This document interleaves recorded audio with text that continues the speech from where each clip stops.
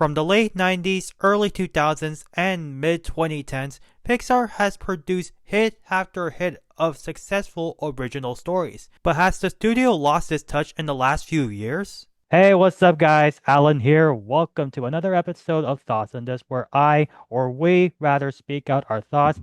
And as you can see, I'm joined by a very special guest, my friend Michael Manone. Michael, how are you doing today? I'm doing well, thanks. Thanks for having me today. All right, well, it's great for you to be here. So, as you know, the last couple of years, Pixar has been putting out a lot of original content, and almost like most of them haven't really reached that caliber of success like in the early 2000s or the early 2010s. But sequels like Inside Out, for example, are bringing in those numbers with like Inside Out 2 becoming the highest grossing film of 2024, like, beating out Deadpool and Wolverine, which is kind of like still insane to me. So, and why do you think sequels tend to do well over original films? I think when it comes to, at least especially with Pixar, the sequel films have that sort of a natural, they have that initial fan base kind of going into it.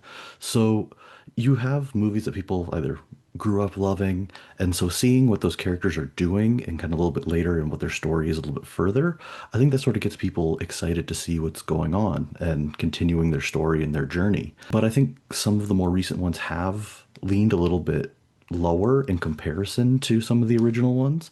And I think just without that initial sort of like maybe nostalgia or at least just kind of like fans of the original work that they don't have going into it. So maybe it takes a little bit more to build in new fans versus a fan base that's already established. Yeah, I think those are really solid points. Like Toy Story or The Incredibles, like they are bringing in those numbers because, like, because like for nostalgia, like not just for the kids of like today, but also like the kids who grew up watching them. Exactly. And I think they have, like I said, that nostalgia, that fan base that's there.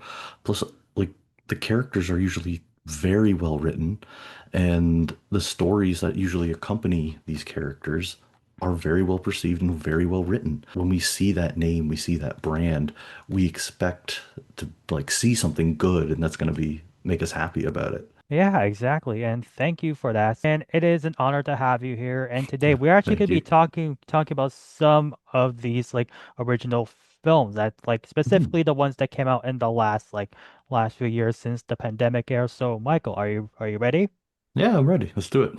All right, so let's start with last year's feature, Elio. Honestly, I forgot this film existed because Mhm. of like how very little marketing that was put into it.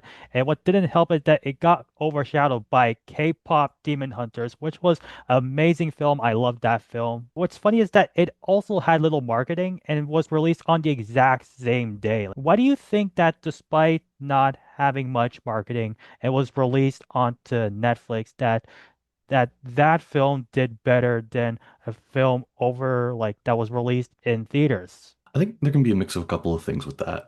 One, just ease of access. I think people are still going to theaters. I think we can see that even with this year. Things like Project Hail Mary, people are going to theaters for Obsession.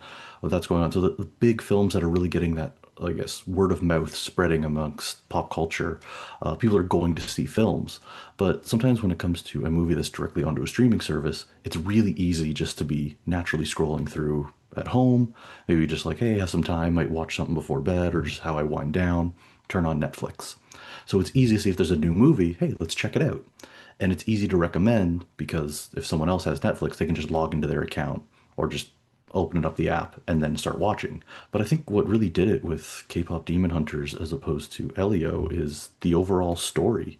I think the characters are very well defined in K-pop Demon Hunter. The world they create is fascinating. You can see so much more that goes into the world and can be explored a lot more. Versus Elio, which it's not a bad movie. I think it is just the difference between K-pop Demon Hunters was an overall better story in characters versus Elio, which was a fun film, but I think did have, at least for me, I would maybe put something at like K-pop Demon Hunters, maybe like a 9 out of 10 versus Elio, I put more like a 7, and just that sort of difference. That I could actually get behind because yeah, I think when you're just like comparing the story, I think K-pop Demon Hunters is better. But I mean the story is at least like from like the overall like synopsis, it's what you get out of Pixar, like kind of like creative and like out of the box or something. And yet the concept of a boy wishing to be abducted by aliens was like was like imaginative on paper and then all those griefs and isolation and a sense of belonging, I think that's what added the complexity and they're great themes. But I think the overall like execution and like in the writing was like a mixed bag. I definitely So found, at least when we're comparing like characters, for Elio, for me, Glorden was the standout. mm, The like his friend that he makes, that alien, he's fantastic. He's funny, but he's the real memorable one I find, taking away from the film versus I can take away the entire group of Huntrix and all the songs that come out from Soda Pop and the other sort of big battle scenes at the end. There's a lot more that I remember from K-pop Demon Hunters than I do with Elio. It stands out a lot more, so I can understand where, when we've talked about sequels already, K-pop Demon Hunters getting more work into that world, whether it be show or movies, and that stuff has been talked about being in production, but I don't think there's going to be any sort of follow-up for Elio. yeah, I didn't think so too. And I do have to agree with the get behind what's well with like Lorgan. He was like the best thing from this film. Like he was so funny. I mean, the main character was fine. Like I think that all the like I guess like being the rebellious troublemaker, that's like I think that was a bit too much. I feel like that's sort of like a bad example for children. But I think if you take out all of that, like he is like a relatable like Yeah, character who felt like isolated or alone, I think, and also like the loss of like a family member, which like I think yeah. that's something that they could resonate with. I almost kind of like would wish they would have explored it a little bit more. Because Yeah. I find it really was more just his interaction with the aliens versus that sort of interpersonal sort of like going into the grief that he would have be experiencing. Because yeah, throughout most of it, it is just sort of the hey adventure, but we don't really get as much as that interpersonal side to just we just know he discovers aliens could exist and then he loves aliens. But it's a very quick turn, and then we don't really see the rest of his life sort of going on there. But yeah, like I said, just in comparison to K-pop, where they introduce each of these characters and I understand them right away, their motivations and their journeys throughout. And I can see them grow throughout the movie. I'd say Elio as a character takes more time to grow and sort of come to understanding, where he sort of stays the same most of the film and then eventually kind of grows towards the end to be like, oh yeah, that's the character at the end that I would love to see interact with aliens as he gets older. I don't know. I guess I was just hoping for more growth in the character. Yeah, and especially like in the growth of like the relationship with his aunt. I feel like there was like kind of like a strained like conflict which honestly I feel like which was sort of like which was interesting to me. It's interesting. I felt like it could have been explored a little bit better. Because I think, yeah, there's almost like you said, forced conflict there. I think you could have gone into complete, I was like, you could have taken out the conflict between him and the aunt, and I don't think the plot changes. So that's where I think if you're going to have something like that, where like, hey, he really just wants to feel that sense of belonging, and he's not feeling that at home, then you can explore that a little bit deeper. Because what we really get with that is just Aunt Olga not learning LEOEs, seeing them sort of come together a little bit more and sort of work out their differences of why it's so important for him, for her to learn that language or just even take other interests. Because you'd think that someone who loves aliens and wants to discover what's beyond in space and his aunt could be an astronaut, there'd be a much closer relationship there. So that's why I was interested, where like there was more conflict that he wouldn't even talk to her throughout most of that when they had that in common.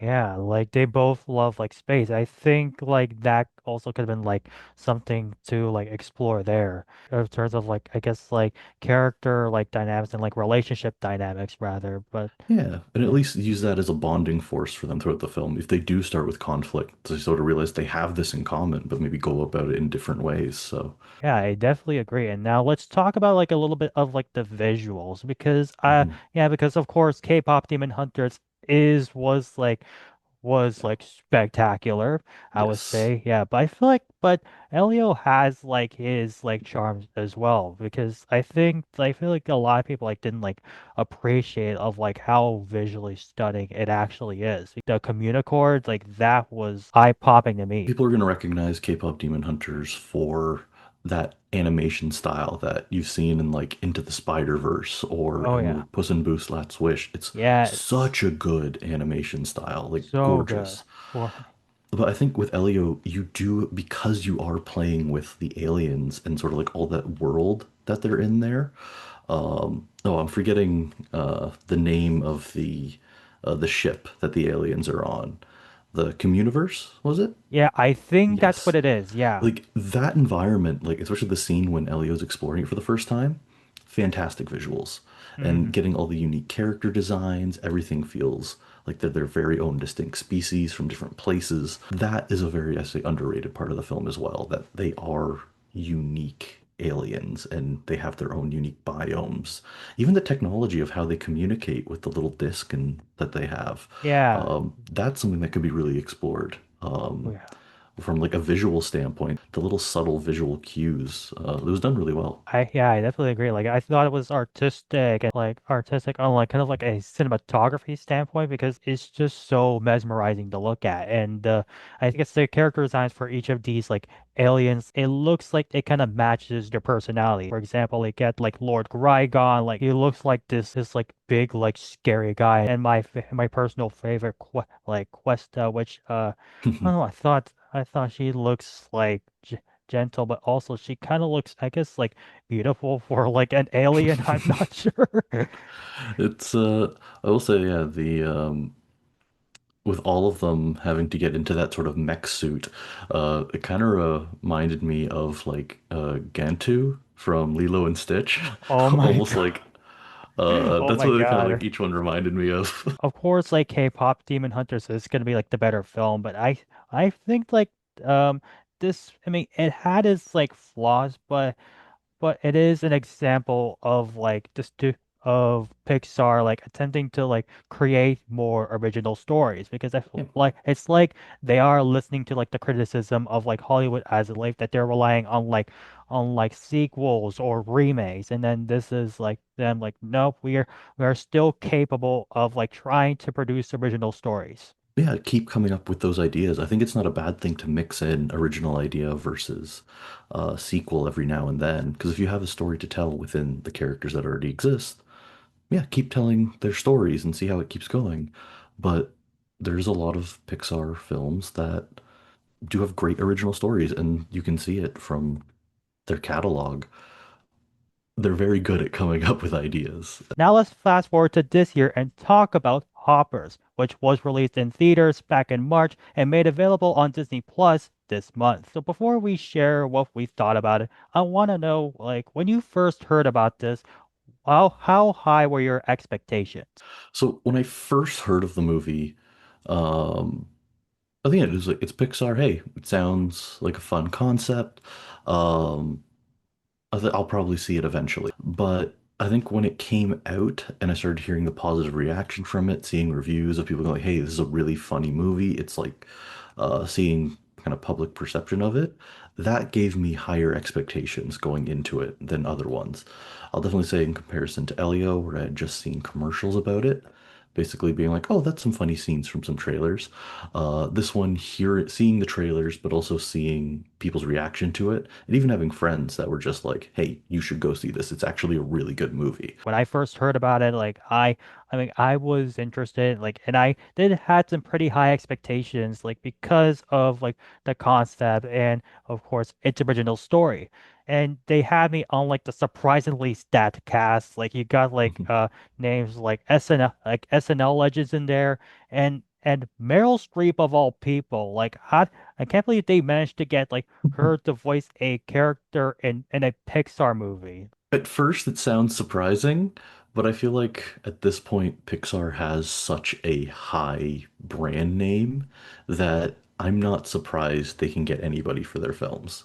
Yeah. And especially when you see the names in the cast, I think that also sort of leads to like, oh, a lot of people do believe in the film and sort of be like, hey, this is going to be a fun time. Yeah, I think everyone in the film like did a fantastic job, like especially like Piper Curda, like she was fantastic. Like the amount of like range and dynamic in her voice was exceptional. So she definitely like really plays the character well. From her whole motivations, I understand her from the beginning to the end, why she does everything, and also being aware of, I guess, character flaws, which can be that she can get so angry about something that it can lead to acting right away. She was a likable character, like she's strong, and I thought she was like energetic and definitely an opportunist. But I feel like my only like problem with her is like I feel like she was a bit similar to Elio, like in terms of like they were both the rebellious, like stubborn child who are getting themselves into trouble, and they almost like nearly like broke the law. I understand what you mean on that. I think for me, I see those exact similarities because they open pretty much the same way. Them as a kid, like very much younger, because Elio's still a kid in his movie, Yeah. but much younger. Um, Something has just like happened basically with Elio, and then it sort of leads into him discovering space, and then it gets to the full film there. I actually liked Mabel's a lot better because we see what has happened, I guess for the equivalent of Elio, before that diner scene when he won't eat in the very beginning. Um, Meanwhile, with Mabel, you see right from the very beginning, you understand she cares about animals and she sees other people not treating the animals the way they should be. So she's trying to take action to help. She thinks she's helping and doing more. And then you see her whole motivation to protect this land because of her relationship with her grandmother. So I feel like they did a much better job of explaining and bringing us into the character's mind and seeing how she feels and reacts to things. Where Elio, in my opinion, they kind of tell you this is where he's at, and then we just go. We don't get to see that journey of how he sort of became what he was. That's where I think it could have been a little bit explained better there. So, but yeah, that whole sort of introductory scene from them being younger and almost rebellious into what they were there. Uh, Mabel does go very far. She does cross lines that she's not supposed to, but I understand it. Yeah, I think if you're putting it that way, I think that sort of like that makes sense. And the other critique I had is like I think the rivalry between her and the mayor, but I felt like they could have gone like a lot more deeper with it, deeper with it. Like I feel like there was like I feel like there's something missing. Like I feel like they could have like explored more with that. And I feel like their resolution, like how they sort of like make amends, I feel like that felt rushed. I thought like it could have been like better. I feel it kind of felt like a bit like I guess like lackluster. I feel like it was just like rushed like and not organic. I think for myself, I did enjoy it. I agree there can be times where you can maybe spread out that relationship a little bit more. You do see them more kind of in flashback sort of sequences, just sort of like them quickly arguing. For me, that was enough to sort of establish the character relationship between them. But I can understand wanting to see more of their dynamic. Um, Yeah. because you see her come around because of George, being like, hey, not everyone's bad. Um, so like you should give this guy a chance. It really, for Jerry as a mayor, you don't really see him sort of come into the I'm okay. Like, you know what? I can be a little bit more flexible with this until the very end of the film. And I understand why that change happens. But I can agree with, yeah, you can probably see a little bit more of Jerry and sort of his character growth.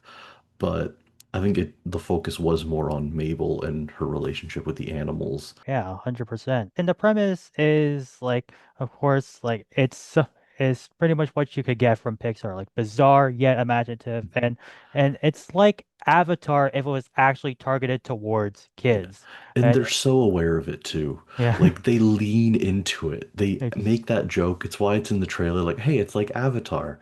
it's nothing Um, like Avatar. and like, but it's funny because it's just like we're all aware of it, but we're just gonna play with this. We're not gonna try to explain ourselves on why it's different. We're just gonna have fun and realize this is just a silly idea. Um, but what if you take Avatar and make it comedy, fun, and like you said, for kids, as opposed to a serious kind of like war against the tribes. Well, actually, they do kind of get into a war against the. It is a very similar plot now that Yeah. you go about it, which is again kind of funny if you really break it down that way. It's just, like I said, Avatar for kids. And I think that's like one of the best things about this film, like the best charms about it. Like it really was like a funny, chaotic, like odd film. Like it had its cute moments, it had its lighthearted moments. Like it was just a fun film, and they did not like hold back on the comedy. I think they went like full in, and it was like, and it was perfect. It really does not take itself too seriously, and allows it to play and have fun with the concept and try to take it as far as it can take it. Like I think what really helped was like it's like they had like all those like SNL veterans. Like they had like Bobby Moynihan, Melissa Villaseñor, and of course Ego Woden, which I'm sad that she left because she was so good in her last season. Of course, other veterans like John Hamm, Dave Franco, and like Kathy Mhm. Najimy, like they were all so good.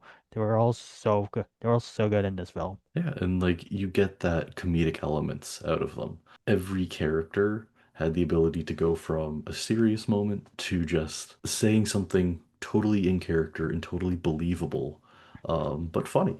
Yeah, that and also I guess like the animation is what also also another selling point as well. The amount of textures that was like in like the fur of the animals and in on the environment was cool to look at. You can just take in like all like the tiny little details. Shows like how much like computer animation has evolved from like not just Pixar but from other like Mhm. animation studios as well. And yeah, the actual telling of, like, you can see whenever they take those moments to just like take a breath, show the sort of environmental scenes. They do a great job of capturing that for the actual wildlife, how things feel very natural within the animation. But what I also love is just how they change the look from when you can understand the characters to when you can't. I think there's one scene when they're in a car and it cuts back and forth so quick between Mabel as just a beaver where Jerry doesn't understand her to you see Mabel's facial expressions again and talking to him. Just that slick sort of animation transition from one to the other. I really enjoyed the way they were doing that. I thought that was like also kind of like creatively like hilarious. I think it just added to like the chaos and like the hilarity of it. I guess after rewatching it, like I kind of like I enjoyed it more than I watched it the first time like in theaters. Besides like the writing and the bit of the not too in-depth character development, it was still an enjoyable film for kids and their families. Leaning into a fun story and fun characters, it doesn't necessarily have to be like I don't know, I think it's like the level of something like a Toy Story 1 or like most of the Toy Stories. Um, but being able to come into it, I feel like pretty much anybody can have a good time watching it and also find some laughs out of it. That's a great thing that I'd like, obviously, Pixar to do a little bit moving forward with their original ideas. Just fun movies. And you can have both serious tones to it, you can have humorous. I think they struck a really good balance with this one. Well, thank you for that insight, Michael.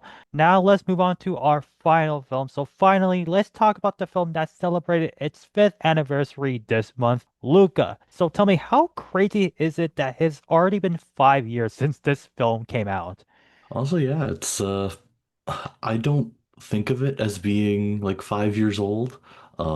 Definitely because like I remember it coming out, 'cause, we were in school together. Like it Oh came out yeah, when we were that's in right. class. So I just don't think of it being that far away. It doesn't really feel that it's been like that far off. It still felt like it's been like 1 or 2 years since it came out. If you'd said these were the three movies in order, I would have believed you. I guess, yeah, I guess so. So I think I'm gonna pass it off to you first. What did you think about Luca? I kind of enjoyed it. I think overall, just the fun little Italian neighborhood that you're seeing the movie in. Um, it's fun to kind of explore and go through there. I really like, again, concept of you have sea monsters and then they see humans as land monsters. And it's sort of like, oh, it's cool. It's like a vice versa. They see each other as, well, they're both afraid of each other. Um, and then, yeah, just a kid who wants to explore the world, and very similar to Elio, where there's so much out there he doesn't know, but he wants to go out there and he wants to learn, he wants to be better and sort of overcome those fears of not doing anything to really grow. I think my like if I was like critiquing the film a little bit there, I'd probably say I'd love to see a little bit more of why his parents were much more adverse to going to the land. Because he really just gets told, don't go to the land, it's dangerous. But we don't really see much of that happening.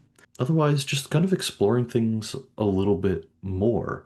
It wasn't I liked sort of like their whole. It again feels very like kids film where they want to win a race and they friends work together to learn and get better at those skills. Um, but I think it's a movie I think could have been a little bit longer. Like you could have added more to it and maybe fleshed some things out a little bit more. But what was in there I actually really enjoyed.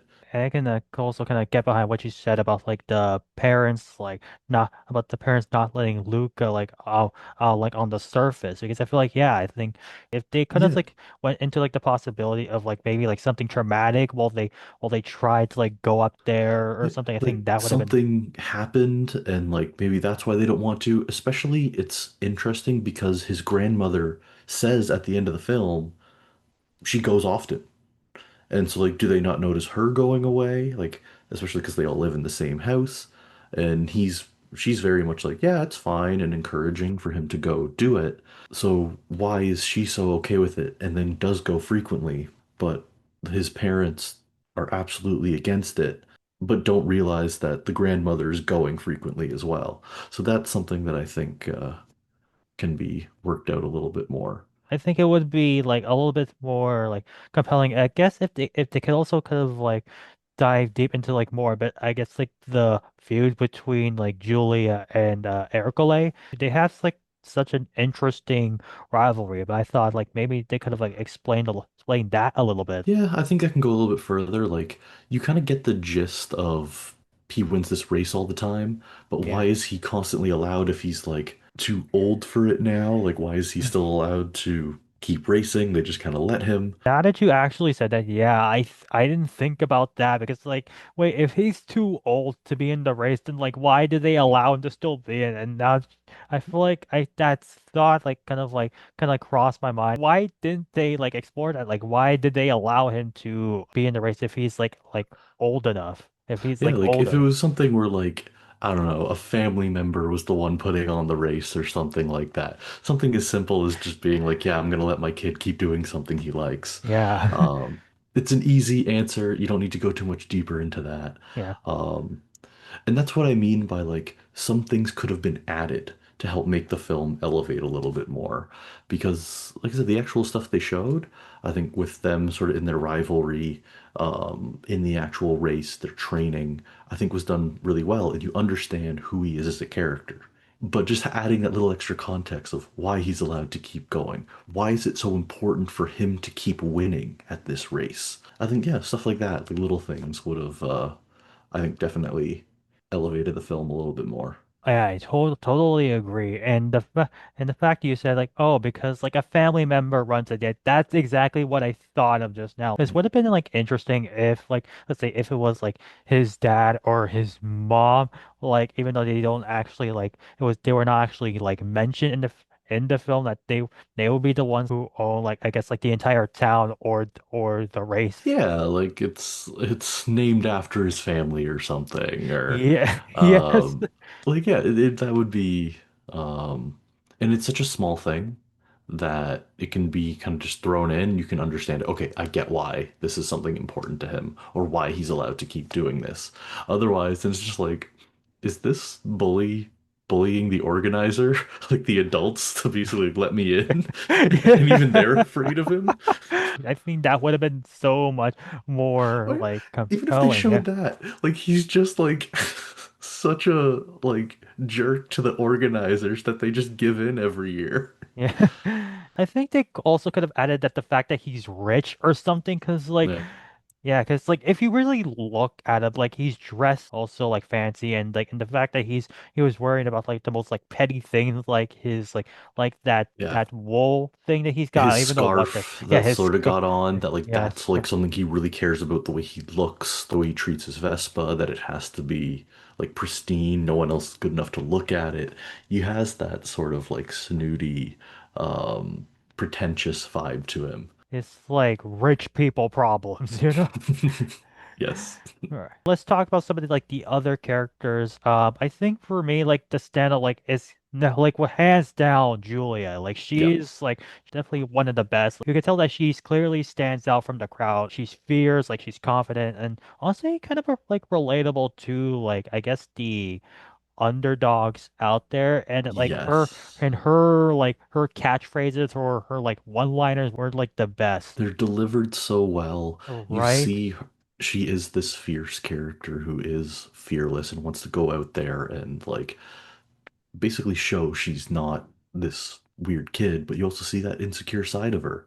So I think she was almost the best character for Luca and Alberto to meet, to help sort of bring out one, the conflict in them because they can see the differences, but also reconcile it as well to be like, hey, there's more to life than this, and help them each discover what they really want. But no, she's really well done. Yeah, definitely. And like it's funny that you mentioned kind of like Luca and Alberto because I thought like they were also very well done as well. Very well written, complex characters. I think that's one of the things that they did well with them. Like I think like the friendship between them and even Alberto has like one of like the best like developed arcs of like him being abandoned by his father like alone on an island That's sea. something I was definitely like really curious about. Like, it made me like, well, what did happen to him?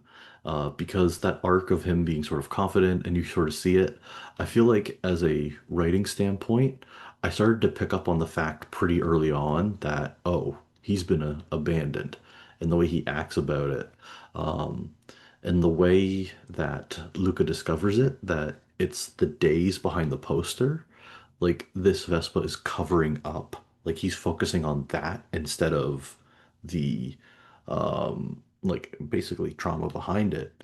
That was a very well, like the way it's pieced out for Luca to discover that, but the symbolism of basically him hiding up what's really bothering him, that was done incredibly well. And the overall like friendship between them, like friendship has always been like a cornerstone of like other Pixar films, you know, like with other iconic friendships, like in like Woody and Buzz Lightyear, Yeah. Mike and Sully, for example. But I feel like the way how like the theme of friendship was displayed, like I think this is the most complex. It was wholesome, like it was like emotional, like you There's know? Yeah. enough time that passes throughout the film to see things develop organically.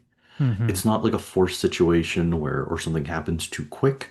You can see the passage of time of them getting closer and closer with every attempt they make when they're building their own Vespa, to hopping on a bike together as they're going on down the hill. Nothing in their friendship felt rushed or unnecessary. Yeah, I think it was all like done like genuinely and organically. Maybe it's a cliche sort of dynamic if you have like the soft, sort of reserved one versus the very outspoken, outgoing, to like bold, adventurous, someone who stops and thinks, bringing them together to bring both sides out of each other. And you see it pretty early on where uh, Luca needs that. he needs that sort of like extra pull to be like, hey, you can do more than just shepherd. You can learn more. You can face your fears. And then, yeah, for Alberto to sort of like find a place to belong there, having someone who is sort of like going to be thoughtful and very intentional with what he does, which what makes that period with their conflict when he says like, "Oh, sea monster," like trying not to give himself away but gives up Alberto. That sort of refills his sort of cycle of, "Man, I thought this was different." Seeing that start to be broken with Julia's father, who's been like, "Hey, he might not want someone to look for him, but just in case he does, I'm going to."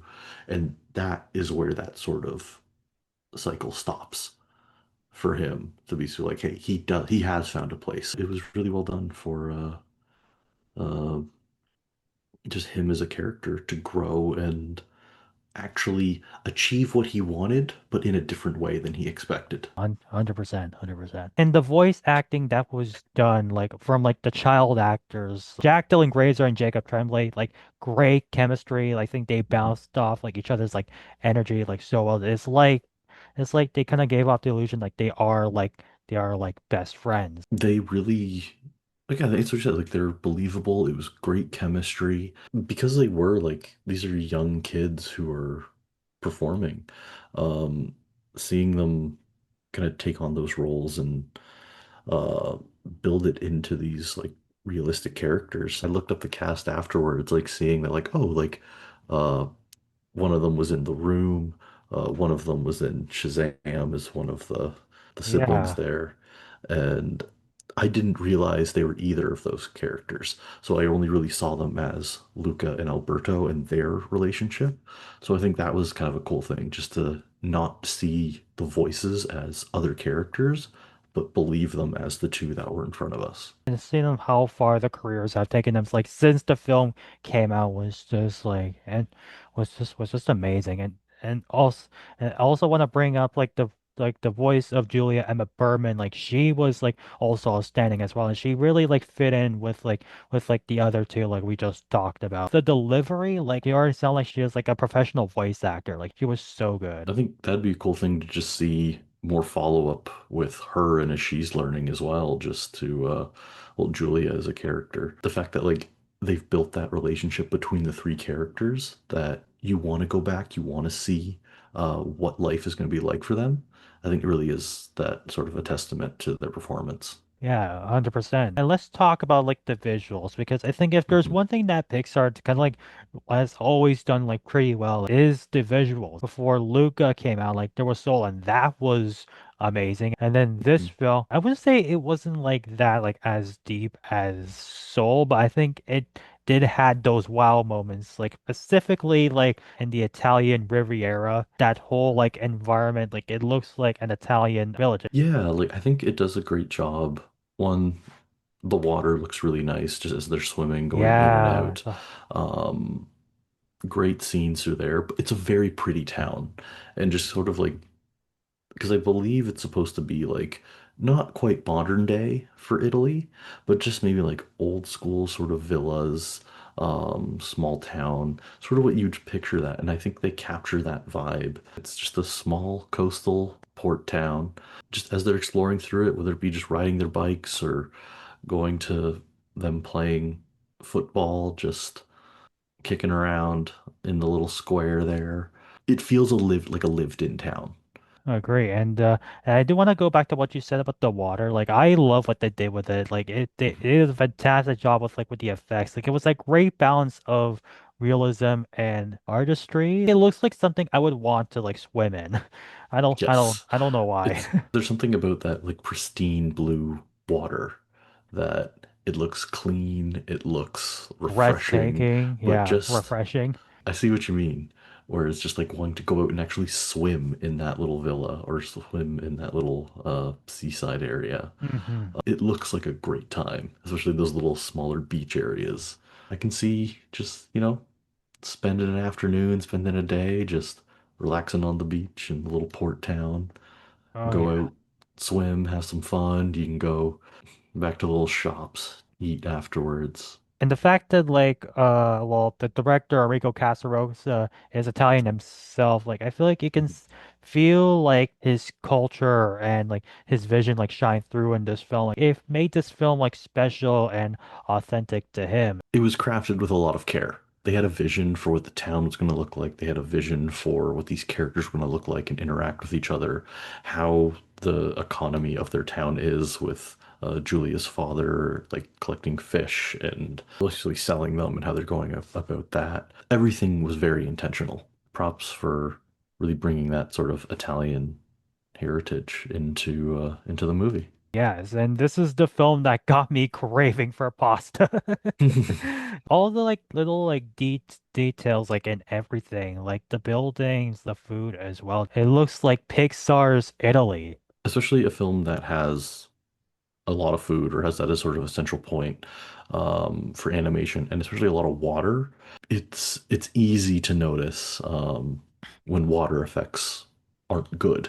So I think when you really put a lot of time into that, and for food, just to make it look delicious and that people want to like eat and uh, dine in the cuisine, it is an important thing to have.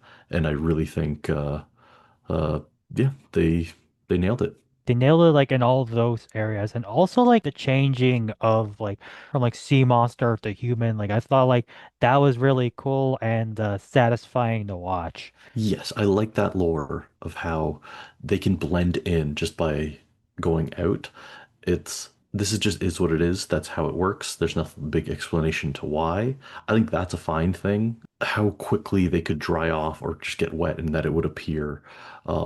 Having that as sort of like a conflict to hide throughout the film, and they could do it so smoothly with the way they animated it. And just seeing like the act how they actually animated like was satisfying. And my favorite parts were definitely like the dream sequences, like when they were like daydreaming of like all like I guess like of them like riding the Vespas and like actually going up to like the fish in the sky, like having the planet like on the ocean. I thought that was something like kind of like out of like a painting, like very, very Yeah, artistic there. the way they changed the like lighting of it, so Oh just to make it yes. like you can tell when something was a dream sequence versus when it wasn't, just because of how it was lighting and just the style of it. Like there's that slight subtle change to it to be like, oh, this is in the mind of Luca versus so this is how he sees things in his mind versus seeing things in the world around him. Yeah, with Pixar still continuing to put out both sequels and originals, do you think there will be a chance that an original film will become a massive success like in the near future? Yeah, I can believe it. I think it's mainly because of their track record. Like I was saying towards the beginning of this, Pixar has released what, over 30 films now, and at least scrolling through a lot of the ratings for them, like what, over 20 of them are like 9 out of 10s at least. Um, I know a lot of those do fall into the sequel category, but I think at some point, just you have a team that is so open to new ideas and comes up with really creative ones that at some point, I think there's going to be another one that's going to spin off and at least be a little bit better. Um, Especially when you talk about like their 90s into their 2000s, that was just kind of hit after hit. Um, and more modernly, you kind of get that with Inside Out, where, again, fantastic idea. The emotions inside the mind of a child. And doing a sequel with Inside Out, I can see them going definitely as Riley gets older, as her emotions gets more complex. I know, I think they've already talked about Coco 2 coming out sometime by the end of the 2020s. But it would not surprise me if any film in this decade did so well that it's going to garner a sequel or maybe garner more and more attention to it. Heck, who knows? Maybe it was just hoppers, and we'll see what that's going to be as they make more and more inventions that might appear later in the Pixar world. It's very likely, at least within a span of a decade, that there could be something that bleeds over into the next one with a sequel. But you just have a team of creative people making movies with well, they're fun. Yeah. I don't think like Pixar is like dying because Walt Disney Animation, they've been around since the 1920s, and their first feature has was released back in the like 1930s, and they've had like their dark periods, like they were like up and down, where they get like some features that were like easily forgettable and like didn't receive as well, and then they have like their highs, like for example, like they had like all those like different like eras where they just like where there was like up and down. Like you get the Bronze era, then like the post Renaissance that weren't like actually like were actually like the most like well received. They always like bounce back with like the Renaissance and like the most recently the Revival era. Yes. And I Yeah, think that's what we're seeing with like Pixar because Pixar is still fairly young. They've only like I mean like they've been around since the 80s, but they didn't really release their feature it's length film really until been the 90s since yeah, they sort of came out. So it's only really been a little over 30 years or so. Um, exactly. Yeah. so I don't think you're going to expect every film um, from a studio to be hit after hit after hit, but the consistency of which they've done things is actually pretty remarkable. Eventually, you're gonna have the right person come along, say, I want to tell this story, and you have the tools to execute and make that story. So, no, I'm excited for their future. Yeah, and like you said, they have like hit after hit. They have been consistent with like with like putting out consistently like great massive successes, like the Toy Stories, like Inside Out, like even Incredibles, like which is like one of the most like which is like the film that makes sense to make a franchise out of. And now Yeah. like they got Coco as well, like in like Finding Nemo, like they still like they're still capable of putting out like consistently original films. Like, and so far this decade, there have still been like more original films than sequels because the only ones that have come out is like Inside Out 2, and then now you get like Toy Story 5, which is only the second sequel that they put out, or unless if there was something that I was missing, please like let me know. Off the top of my head, I can only remember those two, but I know Incredibles 3 and Coco 2 have been announced. Yeah. So I think there's more on the way. I just don't remember off the top of my head if any of them came out in the 2020s. Yes, and I think that's all the time that we have. But before we go, what is one Pixar film that you are looking forward to, whether it's a sequel or an original? I would say probably for myself, Incredibles 3. Yeah. It's I loved Incredibles 1. But just seeing that sort of superhero genre go a little bit further, um, I think you have so much you can do with those characters in the world you establish there. Surprising, you get one a decade. Um, but yeah, I'd say I look forward to seeing that whenever it comes.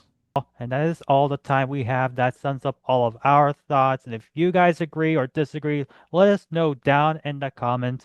And if you haven't already subscribed, that would really mean a lot. And Michael, thank you so much for being here.